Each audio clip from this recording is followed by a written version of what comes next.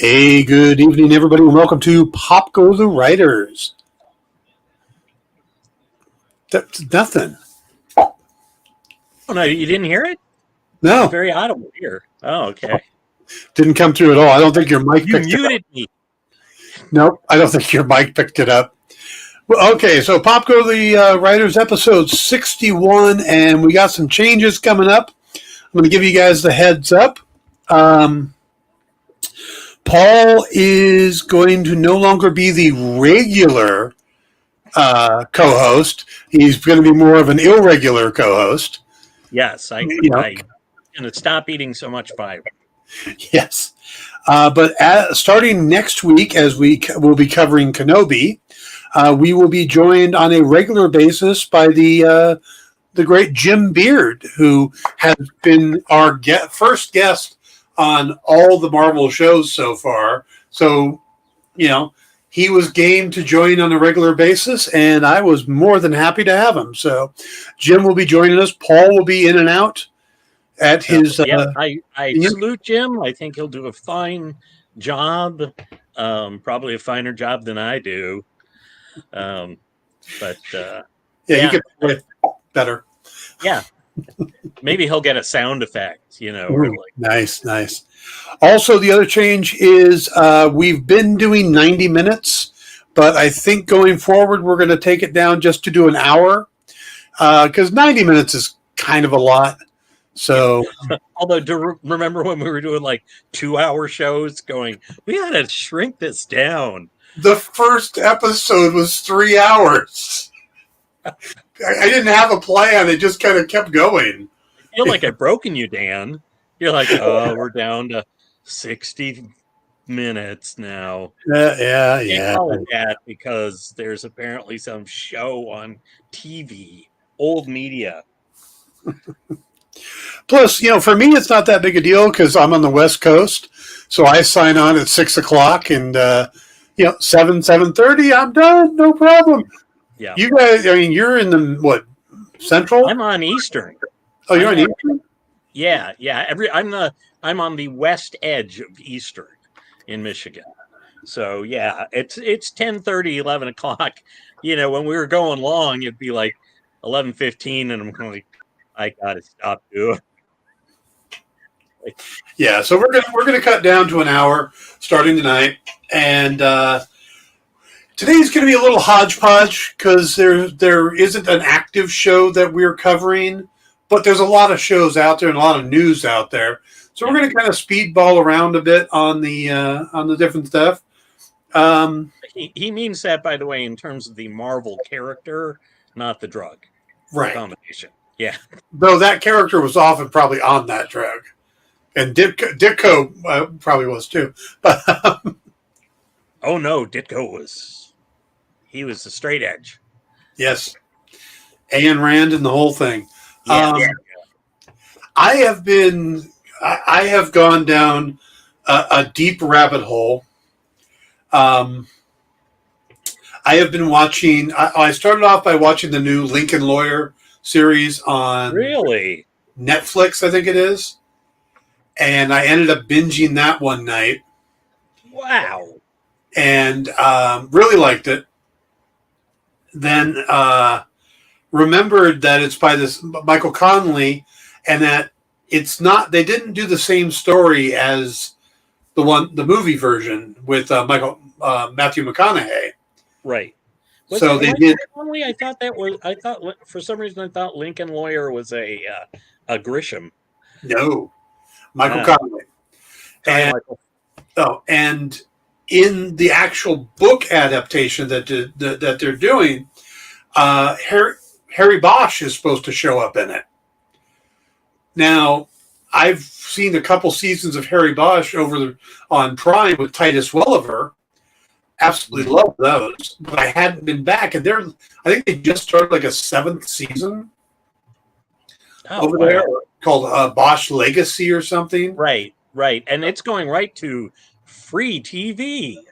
Freevee, yeah, which is Prime's free. Yes. Yeah, but so I watched The Lincoln Lawyer, and then I started watching Bosch again, And this weekend, I've already watched 2.5 seasons.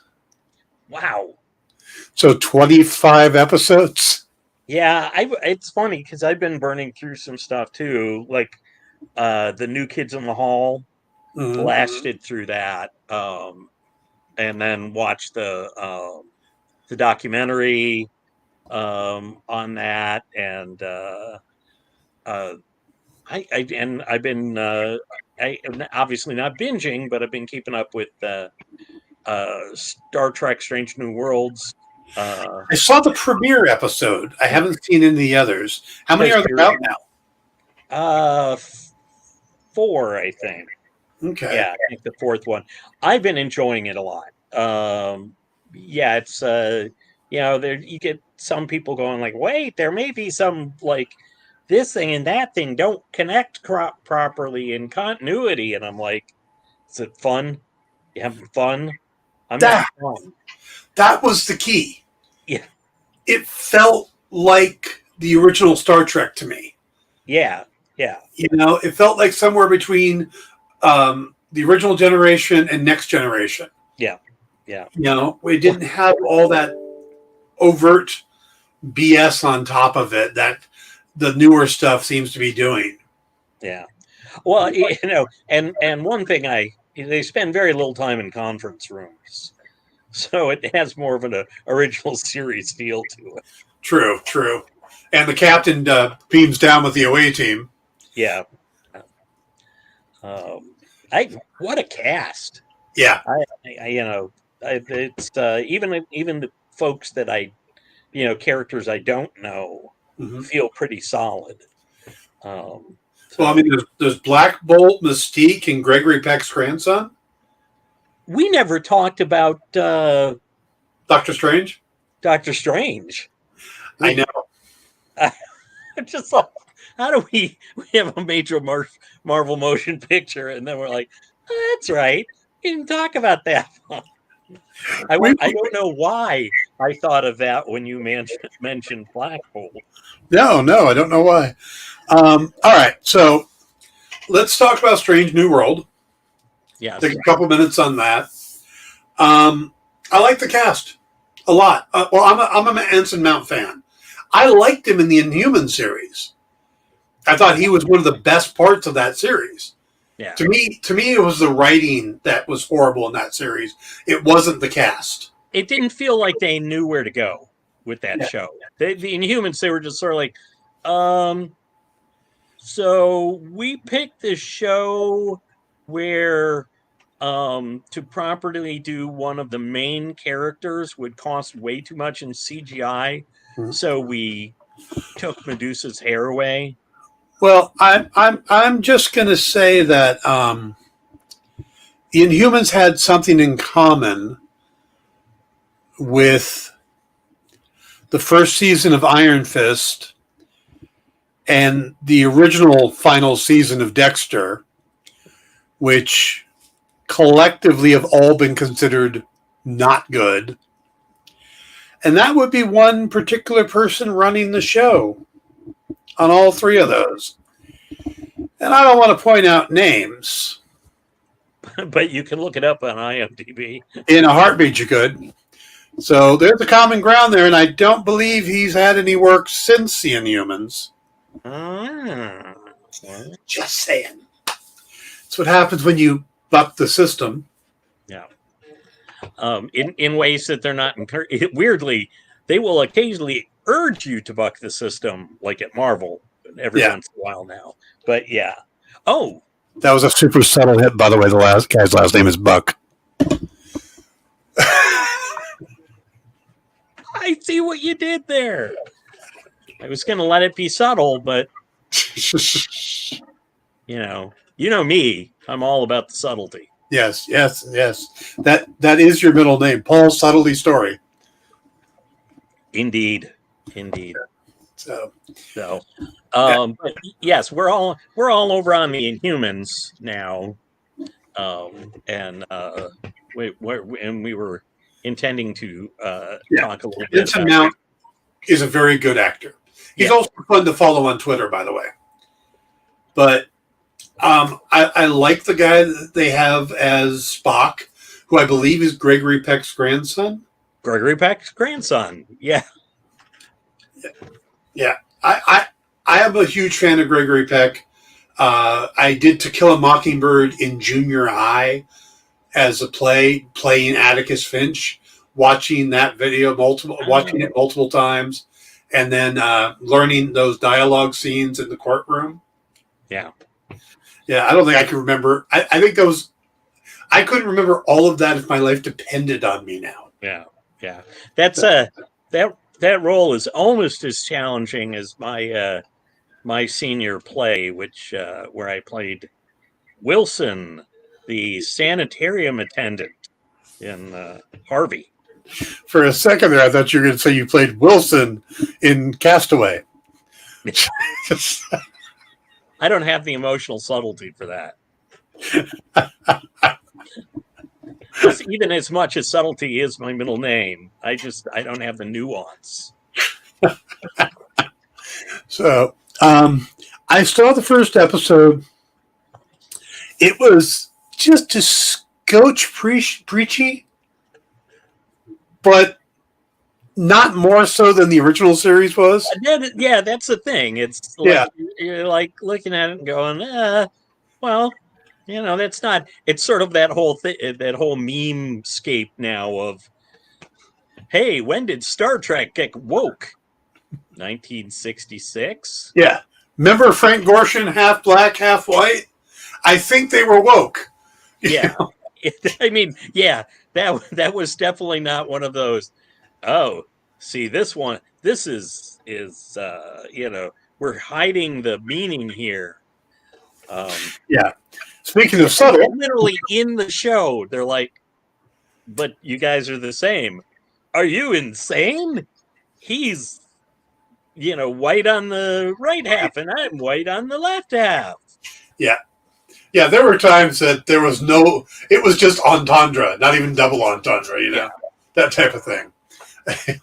Yeah. That's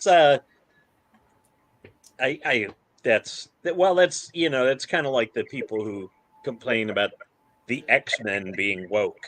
Yeah. Yeah. You mean the one that was an allegory for homosexuality? And I was going to say prejudice, because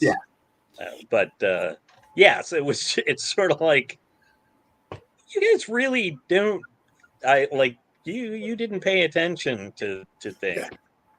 You don't know what the word context means, do you? Yeah. My only complaint with the whole series, at least from the first episode, is it seems like they have better technology than all the shows that come after it. And I'm trying desperately to kind of let that go. Like, yes, this is the technology they would have shown us if they'd had the technology to show us the technology they were trying to show. Yeah. Yeah. That's sort of like Enterprise used to get me with that, where it's like, I know you're trying to make it look crude and rough and stuff, but like, this looks better than that, and the introduction of Sam Kirk at the end, because all I could think of is, that's not Chris Hemsworth. Yeah, well, except Sam was not his dad. That's his brother Sam, the one that died on the planet of the pancakes. Remember the flying pancakes that went around? No. Oh yeah, Shatner actually played his own brother with a mustache, his older brother with a mustache on Dead on an episode, and I really wish I could remember what that was. So that's Kirk's brother, not his dad. Wow. That was my thought too, because I'm like, wait, this doesn't, like, the timeline's way screwier than I thought it was. Yeah. And then I saw an article and somebody's like, oh, it's Kirk's brother, and I'm like, Kirk had a brother? They should have got Christopher Plummer to play it back then. There you go. Yeah, if you see any interviews about the two, they knew each other.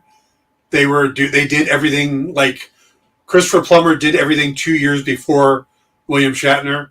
So William Shatner would come in as Christopher Plummer was about to move on. Yeah, and it was the famous Shatner has this great story of how he came up with his cadence, acting cadence.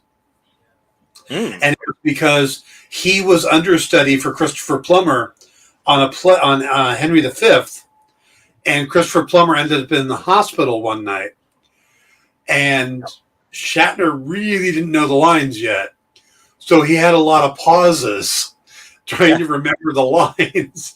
So, and then at one point, there was another guy who was playing Henry's brother, and he was the guy that knew everybody's lines.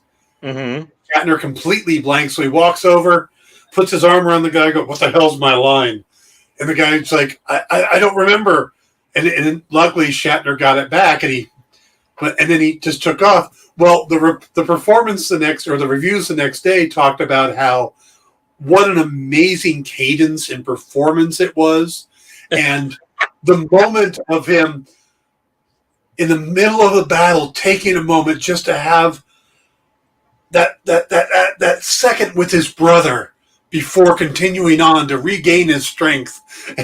So there's a great interview with Shatner talking all about that, and Christopher Plummer going, he got a better review than I ever did on that run. So yeah, it was pretty interesting. Wow. That's amazing. By the way, it was Operation Annihilate. Okay. All right. So yeah, they were all excited to go visit. But yeah, I made that same mistake. But God, I'm trying to picture. Well, I mean, we oftentimes forget the storied career of Shatner because we focus on one particular role. Yeah, well, it's like before he got the job on Star Trek, he and Adam West were in a pilot together set during the Roman gladiator days. And had that gone, neither Shatner nor West would have been available for the roles we know them for. Yeah. Which means Lyle Waggoner might have ended up as Batman. Yes. And I don't know who would have been, because I think Jeffrey Hunter was already passed by then, wasn't he? Did he? Is that why Jeffrey Hunter? Yeah. I thought they just didn't like him. No, he died. Boy, I did not remember that. Yeah. Of course, I can be forgiven. It happened a long time before I was born. Long time? Many, many, many long times before I was born. All right. I'm going to let you have that one. I'm feeling generous tonight. Thank you. So we've all seemed to like Star Trek, Strange New Worlds. If you haven't seen it, the first episode is available on YouTube to see for free. You don't have to buy Paramount Plus to see it. So I would recommend checking it out. It's again, old school Star Trek is the best way I could describe it. I'm waiting for somebody to give a double-handed chop. Yeah, well, she did call out the neck pinch in that first episode. Yeah. All right, let's move on. Did you get a chance to see the She-Hulk trailer? I did. I'm very much looking forward to this. And everybody's going like, oh, like there's some scenes where her hair doesn't look quite right. And I'm like, yes, they will be working on that up to, I don't know why they decided to release it before they had all the scenes polished, but come on, people. I mean, it looks like a hell of a lot of fun. Oh, yeah. Interesting. And then people are like, I don't know, the CGI doesn't look finished. Yeah. I'm kind of in that boat. The CGI is rough, but I know that they've got until the end of August to work on it. Yeah. Yeah. So I don't know why they released it so early. They could have waited a little longer, but that's it. Frogman's in it. I missed that. Yep, there's a scene with Frogman, or there's a clip of Frogman is in it. Wow. Yep. And the funny thing is that a lot of people are going, well, that's obviously Daredevil. Hello, Eternitine. Even though there is a character of Frogman and Leapfrog, yeah, all the way back in like Daredevil number 11 or 12, he was taking on the Animen. Right. And knocked a guy out in a Frogman costume and wore the Frogman suit to sneak in to see what was going, to get information. Yeah. So everybody's looking at that going, well, obviously that's Daredevil in that suit. No, it's probably Frogman. Yeah. Yeah. There are plenty. There are a couple, 3 choices for which, frog-based character it is. Mm-hmm. Yep. But yeah, I mean, yeah, people, as we have learned, other than the fact that Mephisto is still out there and Sharon Carter is not really evil, we know that, a lot of these theories that people come up with are needlessly complicated. Yeah. Yep, I've added to that. I was certain that Simon Williams is showing up in WandaVision. Mm-hmm. By the way, thank you, Eternitine. She points out that Hunter passed in May of 1969. His death will have his anniversary this week. Yeah. Yep. Yeah. Yeah. He passed before I was born. That's all I'm saying. Yeah. Well, I'm old. Yeah. All of you. The Frogman being a villain. In the Daredevil issue, he was a villain. Leapfrog, Frogman's father, was a thief. Then Eugene took over the costume and rehabilitated the name and worked with the Defenders and Captain America, Spider-Man. They went up against White Rabbit. So, yeah, I think it's going to be something like that. It'll deal with the father-son aspect, Vincent and Eugene. But yeah, I love the tone. It felt like they were just going to do Ally McBeal. Yeah.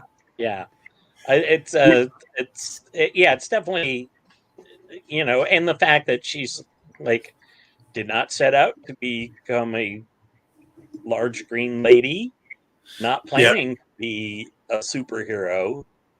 I don't like much. I'm not a big fan of reluctant hero types, but it seems to fit nicely. And even with the the origin, the idea of she it wasn't my gamma bomb. Yeah. She got secondhand Hulk. So yeah, I'd be curious to see if that car accident we see in it is the trigger that gets her to change, or how does she get the power is what because it looks like she's transforming looking at the car. So I'm thinking that's the trigger for the first change, but how does she get the blood transfusion?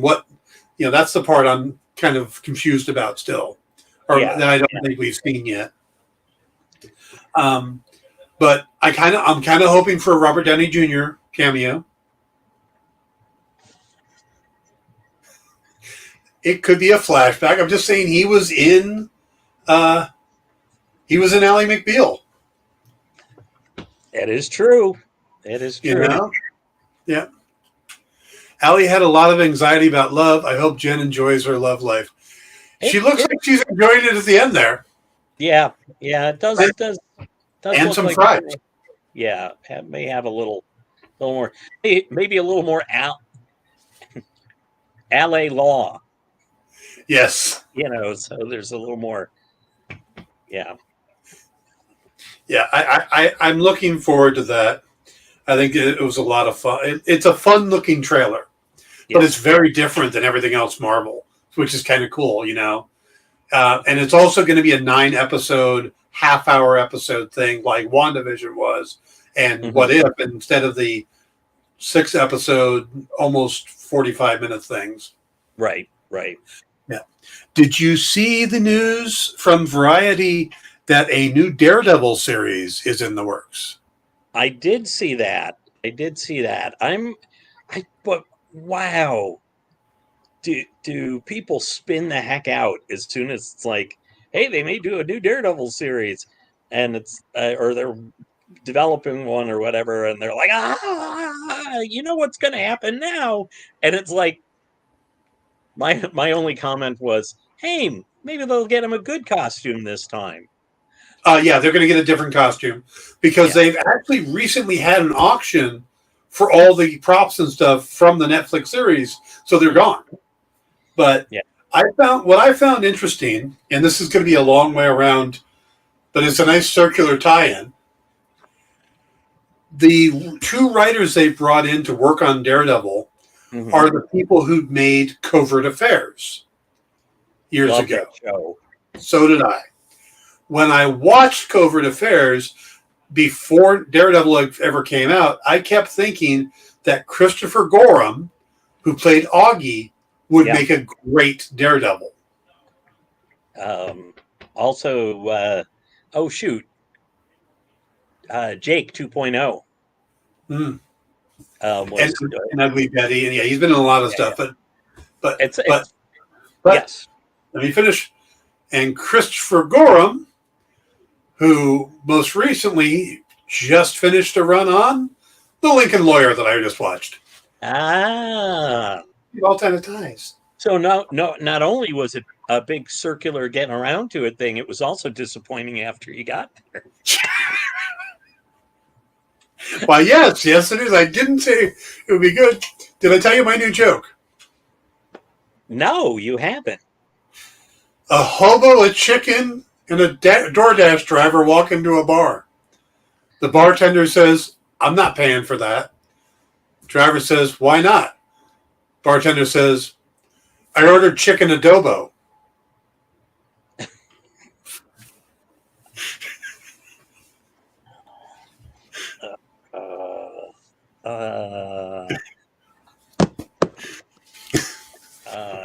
Yes, I'm proud of that one. Yeah. I understand why you might be. So what do you think about like, man, it's going to be nice when Paul's gone. He's so mean to me. I look forward to these sessions with you, man.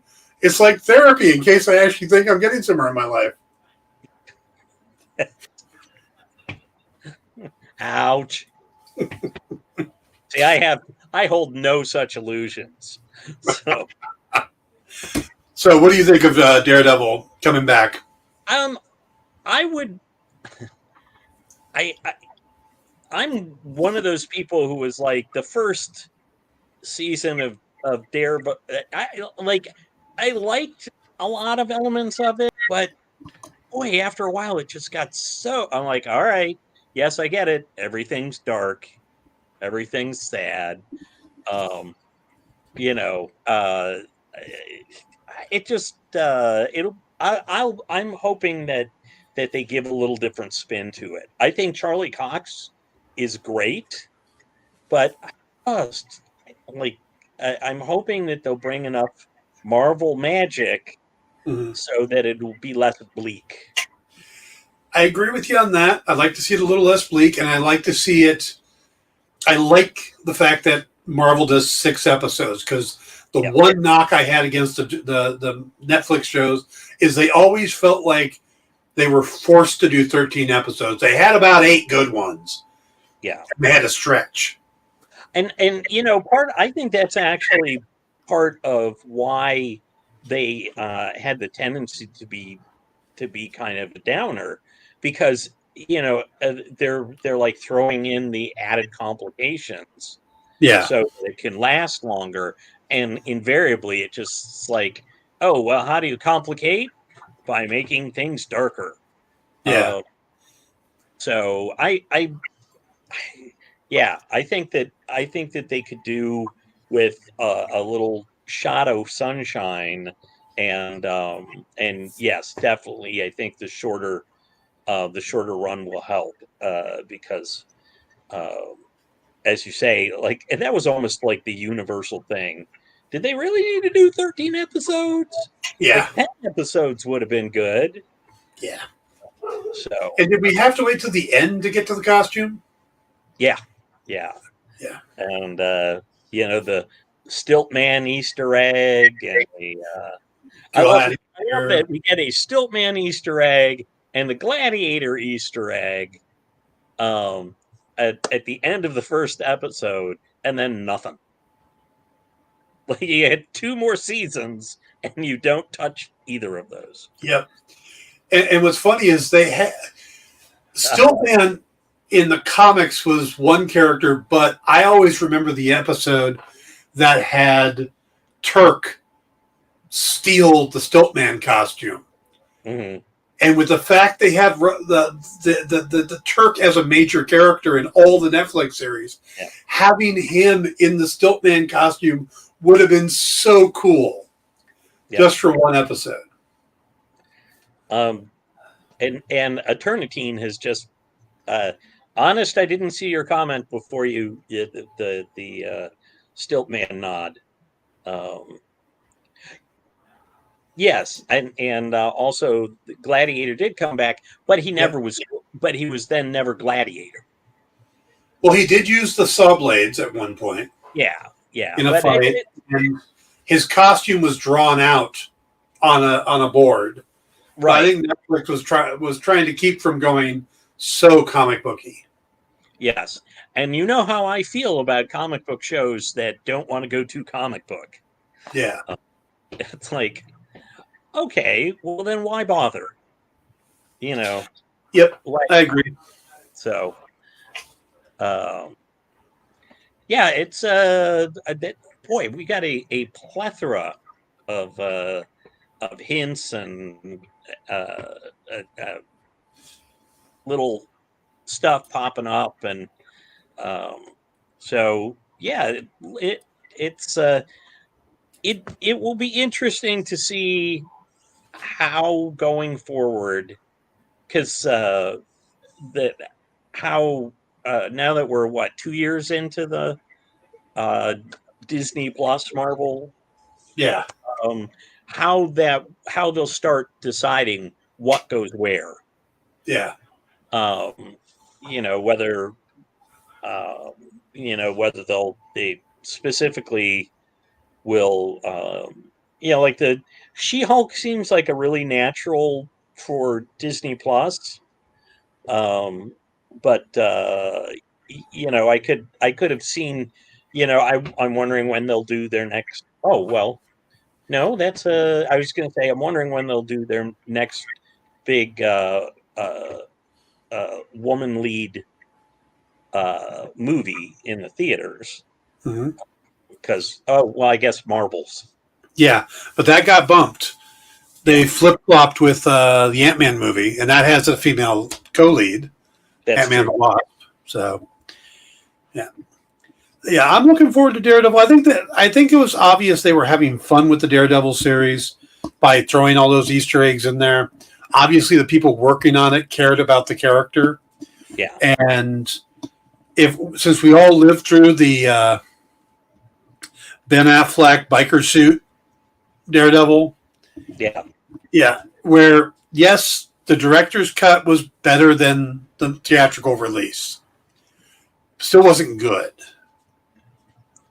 We but yes, yeah, that is often people will say, oh well, but sort of, for example, like Highlander 2, you can cut that as well as you want, but you're still working with, you know, oh, the Renegade cut. Yep, yeah, yeah, you're still working with crap to start with.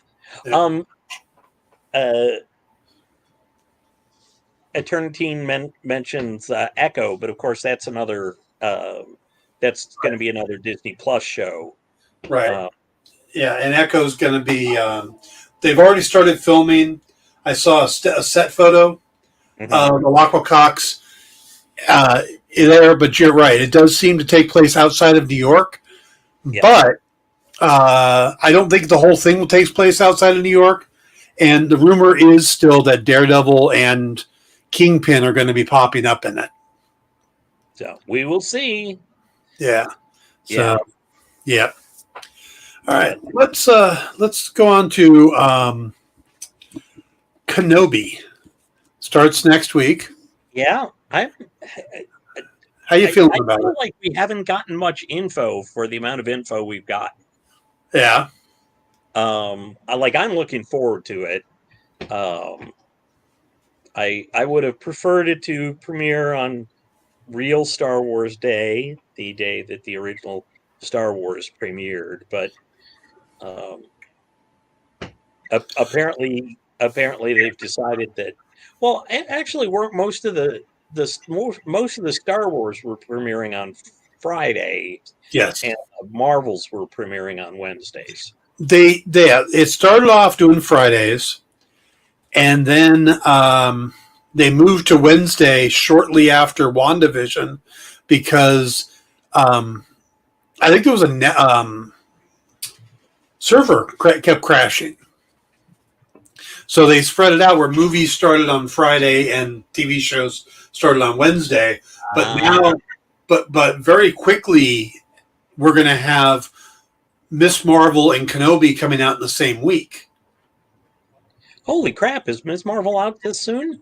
Yeah, I think it's June 8th. Oh, okay. Not quite the same. Well, yeah, but we're going to have 6 episodes, so we're going to get 4 weeks of them crossing over. Right. Overlapping. I thought you said that they were going to be premiering the same week. No, they're going to overlap quite a bit, and I think we're going to start seeing more of that because Marvel is really starting to crank these shows out, and then we're supposed to get She-Hulk in August, but we're also supposed to get Andor by the end of summer. Yeah, and then we're going to get the Mandalorian season 3 by the end of the year. Yeah. So, I do. It seems weird. It seems a little weird when they're like, "Oh, we're doing one show a week." Like this is our big show, and I'm like, most networks have multiple shows every day. yeah. So it seems odd that they've sort of geared themselves towards we have one big tent pole running at a time.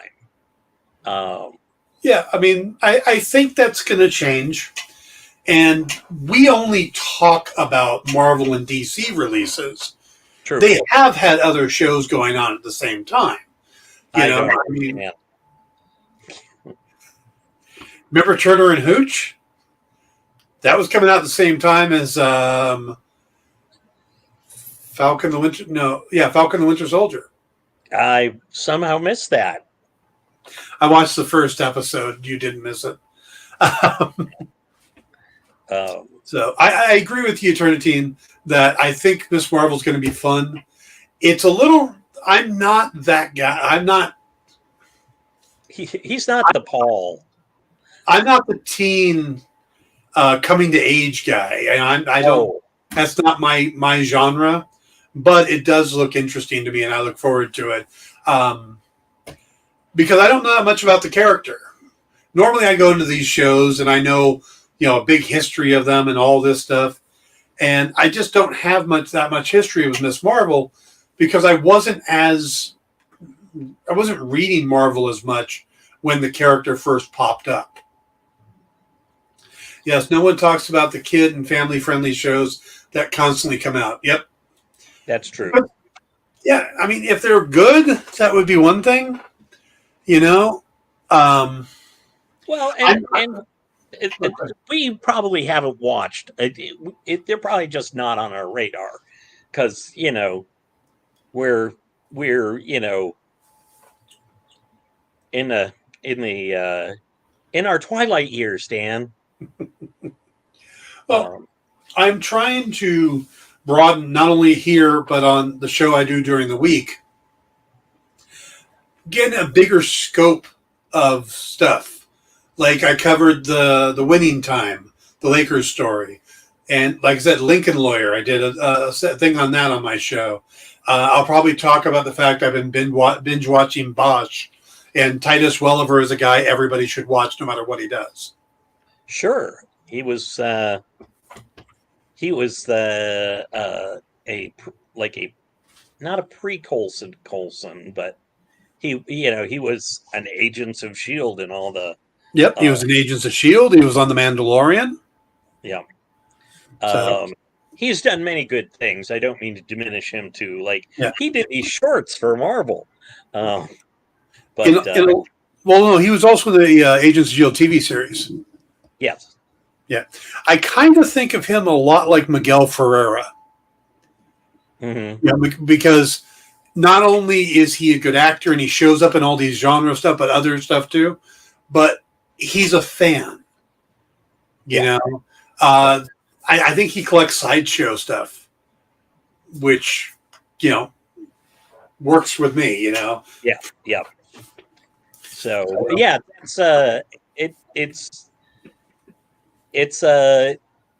it's always it's always interesting that as time rolls on, that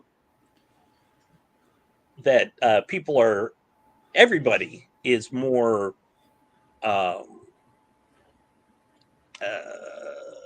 open to sharing their nerdy fandoms. Yeah, it's okay to be a nerd. Yeah, so I don't know that if it was 20 years ago, Joe Manganiello would be going like, "Oh yeah, I host D&D in my basement." Yeah. But it has become a thing. It has. Stephen Colbert, just his love of Lord of the Rings, his love of D&D. He keeps doing these games for Red Nose Day with Matt Mercer. Yeah. So, although Colbert strikes me as he was going to be a nerd no matter. Yeah, you can't love Lord of the Rings that much and not have people go like, "Wait, you're not a cool guy at all." I would give anything, and I don't have any contact with him, but I would give anything to watch the first episode of the new TV series with Stephen Colbert. Oh yeah. And then do a reaction video with him. Like if I could have him on the moment he watches it, yeah, I would kill for that. I mean, not, but you get the idea. So, well, only a bad guy. Yes, yeah, absolutely, yeah. Rhymes with Buck. Wow. So anyway, let's talk about. You brought it up earlier, and we haven't done an episode about Doctor Strange. And since we're going to only do an hour tonight, I think it's a good time to jump in on Doctor Strange. Yeah.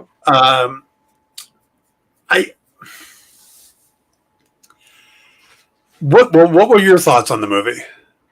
I enjoyed the thing overall. I'm trying to remember who was that pointed out. Might even been you online, but that one of the big kind of flaws, or it might have been Justin Jordan, comics writer extraordinaire. One of the kind of actual flaws in the thing was Doctor Strange is like, "Oh, it's witchcraft. I'll go see Wanda." Yeah, it was Justin. And it's like, except that nobody know that Wanda has anything to do with witchcraft. See, that line works really well when they don't edit out the fact that the commercials for WandaVision was supposed to be Doctor Strange sending messages to Wanda, trying to help. Gotcha. So, I think the problem is that Marvel may be doing too many things at the same time, and then they're making cuts and edits that don't quite make sense. Right, right. Like, I've never said this about a fantastic a Marvel movie, but I think this one was too short because I know a lot more was filmed, but I think a lot of character development and stuff was cut.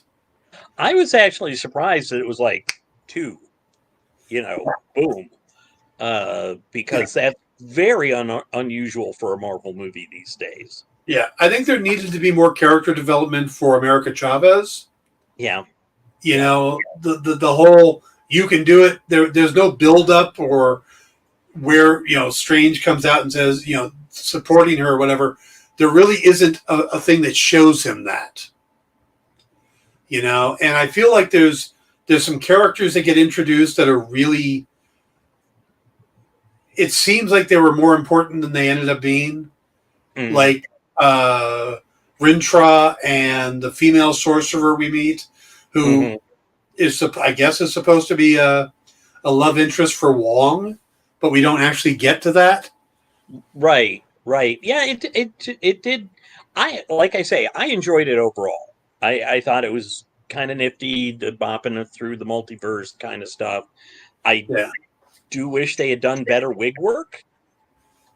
Yeah. Which I think is funny because it's like at this point, it used to be if something came out and it was remotely like the comic that it was inspired by, you were like, hey, that was fantastic. It was I liked the Captain America movie from the 1990s, even though I didn't like it at all. Yes. Because the costume looked good. Yeah. So, and Red Skull was Italian. And but I got to give him credit. Matt Salinger apparently actually knocked down a row of motorcycles by throwing a shield. Apparently, he was an ultimate frisbee champion. And remember, Matt Salinger is the son of J.D. Salinger, writer of Catcher in the Rye. Yep. Yes, indeed. And you could tell the nuances of their work. Yes. Very similar. But Cap does have rubber ears in the 1990s movie, but then so did Batman in the 1990s movies. Well, yes, but his weren't supposed to be human ears that looked like rubber. Yes, but there's that scene where they're running, he and Robin are running towards the camera, and the ears are like... That's... Yeah. I want to address this here. Doctor Strange has BB. Spoiler, folks, if you haven't seen Doctor Strange yet, Black Bolt is called the Keeper of the Terrigen Mist. I hope, but they probably won't tie Terrigen Mist into Miss Marvel. They're not going to. They're been sadly very clear on that. Yeah, Kevin Feige has come out and made it very clear that they're not. I'm surprised they even put Black Bolt in the movie or with Anson Mount, because that really is tapping into maybe the worst thing Marvel has put out, short of the Captain America from the 1990s. So I will say, though, I was hugely impressed that they did a comics accurate Black Bolt costume, and it looked fantastic. I mean, it looked right. Yeah. By the way, love John Krasinski as Mr. Fantastic. The only other person I wish they would have got, if it wasn't Krasinski, would have been Alex Hyde White. That's got to be the Vegas reference. Yeah. That was the Illuminati stuff I thought was fun and interesting. It was a sort of dark, interdimensional, multiversal romp. Yeah, pretty much what they said they were going to do, and there we got it. I am kind of getting sad that it seems like every time they turn around, Wanda is darker and Yes. more. It's like I was hoping that for that redemption arc, and it's like, nope. I got a call last night from Lisa and Braden. Lisa and her son Braden, and they had just gone to see it. Mm. And I mentioned that a lot of people think that when Wanda destroys the Darkhold at the end, when we see that bit of light, that is a sign that she's still alive, and that by destroying the Darkhold, that is her redemption arc. Yeah. And they both had the same reaction: was, hell no, she's not redeemed. She did a lot of really bad stuff. That doesn't redeem her. And I have a feeling that, because the word is that Marvel's signing a new contract with Elizabeth Olsen, and that they have plans to continue with Scarlet Witch. Well, I think it's going to be hard pressed to actually kind of clear that character. Yeah. You know? Yeah, without a doubt. It's sort of like, I know I'm all out on my own on this, but it's like when people are like, "Oh, I'm a Kylo Ren." Uh, oh God, no, I'm. God, what's Daisy Ridley's character's name? Ray. Ray. Just it went out of my head, and they're like, "Oh, they're so great," and this, and I'm like, "Stop! He didn't just murder a planet. He murdered a star system with multiple inhabited planets." Oh yeah. Like, And whined the whole time about it. yeah, and it's not. It's again, that's like the whole. I've never believed Darth Vader was redeemed either. But Yeah. he took a couple of minutes to not be a shitty father to his son, and that's like, oh well, now he's redeemed. And it's like, no, no, You I look like, look at the redemption arc they've given Sebastian Stan, the Bucky character. yes, You know, his worst crimes were all done while brainwashed, right, and he's struggled with it and all the morality and stuff. Wanda hasn't really shown a whole lot of guilt or what's the term? remorse, Remorse. Thank you. yeah, And you know, yeah, I don't think they can just turn around and go, "Hey, we're going to do a Vision and Scarlet Witch series." right, right. Hey, maybe they couldn't pull a non uh, besmirched Wanda out of the multiverse somewhere. Well, the one that has the two kids, they could just bring that over. Yeah, yeah. See, that's the thing, and I'm going to say this now. New Wanda and new kids over. Is it still Wanda? It's the Ship of Theseus thing again. Yeah, So I I really am tired of the multiverse now. they did go in hard. Yeah, and Yeah. we spent 3 phases building up to Thanos, but most of the first phase was like an afterthought. They kind of went, "Oh, we should do something. Hey, that stone there and that red ether stuff, we'll put those together." Okay, so it was kind of a afterthought to put that, and Thanos. I mean, that was a throwaway tagline that Joss Whedon put in Mm-hmm. to have Thanos. So I get that one kind of took a while to go, okay, what are we doing? How are we going to fix this? But now they're planning things out. They're doing 10-year plans. I don't want to hang up on just one storyline anymore. You've got the cosmic characters, you've got the grounded characters, you've got the mystical characters. Great. Let's do things but everything seems to be about, I don't need Spider-Man to be about the multiverse. I get, there's the animated series for that. The animated movies. Right. I was hoping that Multiverse of Madness would end the multiverse thing.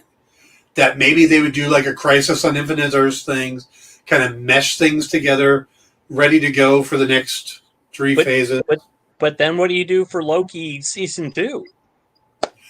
Well, that's the thing, is they weren't necessarily supposed to do a Loki season 2. Plus, we got Kang coming up in Ant-Man and the Wasp, and they're talking about how there's going to be Jonathan Majors is going to be playing multiple variations of Kang. And when they say that, I have a feeling what they mean is, He Who Remains, Kang, Ramatut, Scarlet Centurion will get, they'll go with different names to make it clearer. But yeah, Fahey said the multiverse is going to be put in the back pocket maybe after Ant-Man. I hope so. Because I got the impression from the last thing I heard from him was that the multiverse was kind of here to stay. And I feel like you lose a lot of the danger and stakes when you do the multiverse, because it's like, oh, we killed that character, but here's a new version from this universe. Yeah, well, it's just a universe / dimension / timeline. So yeah, it'll be interesting to see. I wouldn't mind it popping out. I don't want it to be Earth. I don't want it to, like you say, take over. Yeah. Like if you do a thing where in a Doctor Strange movie, he pops over and consults with the universe of Stranges. Mm-hmm. I kind of don't mind that, because that's very Doctor Strange thing to do. Yeah. It's also different to consult than have it like all the storylines surround it. I really hope that we get some street level superheroics sometime along here. Exactly. I realize that Ms. Marvel is sort of along that line. But she's going to tie into Captain Marvel and Marvel. Yeah. So. But there are still so many threads out there that haven't been picked up upon. Like, what happened to the Red Skull after Vormir? Why, going way back, why did Obadiah Stane want to kill Tony Stark? Because, I mean, have you talked to that character? Like, he totally see him. He explains that he's the goose that lays the golden eggs. So now, after he's already built the suit and, I can use the arc reactor and stuff moving forward, but he tried to kill him before that. Right. And so that makes no sense to me. There's a lot of stories that I think are still out there that they haven't wrapped up yet. And we're off doing this and that and the other thing. And when are we going to get to the Celestials? When are we going to get to, Well, it's part of it is we've got almost an embarrassment of riches, is because it used to be this movie followed that movie, and they were coming out, a year or 2 years between each other. Right. So there was always that sort of sense of continuity, where now there's so many different shows and movies coming out that it feels more staccato, like, and you kind of lose track of that thing that you were worried about before. You're like, oh, that's right, there was a whole thing at the end of oh god, I can't even remember what movie it was. Shang-Chi. Mm-hmm. Where there's that whole thing afterward, in the end credit scenes with everybody, and it's like, wait, what happened? Nothing's going on with that. Why isn't? Yeah. So yeah, it's much harder to follow along when maybe the multiverse is actually a metaphor for how the movie, the Marvel Studios thing, is just gone out of control. Multiverse and time travel always make things more complicated when you introduce them. But I think the pandemic is the other thing that's really screwed things up because things have been shifted and put out of order. So they've had to scramble. Like America Chavez was Doctor Strange was supposed to come out before Spider-Man No Way Home. So America Chavez was supposed to be in Spider-Man No Way Home and was how they got the other Spider-Man through the portals. And then when it got flipped, suddenly Ned can use a sling ring. Yeah. So, which, by the way, I really would have loved to hear Ned say, "Sling ring, do your thing." I love that Benedict Wong is telling people that he wants to do a Disney Plus series of him and Ned. Yeah. I'm in. Yep. I would absolutely watch that show. I just want to see the show where Wong is trying to teach Ned, and Ned just ends up going wherever that. Like, kid, you're not listening to me. Oh, this is really cool. Yeah. Get me a tuna melt. Yeah. Yeah. All right, guys. We're going to wrap it up there. Like I said, we're going to start doing hour shows instead of hour and a half, just because of how late it gets on the East Coast, stuff like that. Yeah. And we had a very tight, concise, very talkative hour. So I think that was really good. Yep. We will be back next week. We will be joined by Jim Beard, who's going to be the new regular co-host. Paul's welcome back. I don't know. He's going to let me know his availabilities. Yeah, I will keep you posted. And we'll definitely be talking about Kenobi. Ooh. So, well, Dan, not like I'm gone, but I do want to say thanks for bringing me in and making me feel at home, and putting up with my occasional japes and jibes. I've had a really good time, and nice meeting everybody out there. So I'll be around on occasion, but not on a weekly basis. Yeah. Now Dan's making changes to the time, so maybe it wouldn't have been so bad. You never mentioned it. But again, remember, as we said before the show, our first show is 3 hours. So, yeah. So. Becoming much more refined. But we got to go before we're back to an hour and a half. Yeah. Thank you, Paul, for doing all these shows, and look forward to having you pop in occasionally. Thank you, everybody, for tuning in, hitting the thumbs up button, the like buttons. Join me during the week over on The Experience for the Dan Wickline Show, Tuesday, Wednesday, Thursday, 2 p.m. Pacific, 5 p.m. Eastern. I'll be back here next week for Pop Go the Writers. Everybody have a great week, and we'll see you soon.